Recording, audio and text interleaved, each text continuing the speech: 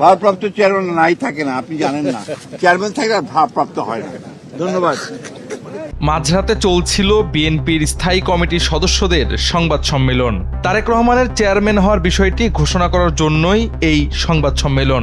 দলীয় সিদ্ধান্ত ঘোষণা করছেন মহাসচিব মির্জা ফখরুল ইসলাম আলমগীর। সংবাদ সম্মেলন তখন মোটামুটি শেষ। নেতৃবৃন্দ ফিরে যাবেন এমন মুহূর্তে একটা প্রশ্ন আসলো, যে প্রশ্ন শুনে অট্টহাসি দিয়ে ফেললেন স্থায়ী কমিটির সদস্য সালাউদ্দিন আহমেদ সহ অনেকেই। প্রশ্ন করা হয়েছে বিএনপির নতুন ভারপ্রাপ্ত চেয়ারম্যান কে হবে তা নিয়ে। প্রশ্নটি এসেছে কোনো একজন সাংবাদিকের কাছ থেকে। এই প্রশ্ন শুনে থেমে যান মির্জা ফখরুল সহ সকল নেতৃবৃন্দ। RICL TMX, যুগের পর যুগ স্থাপনা থাকে মজবুত।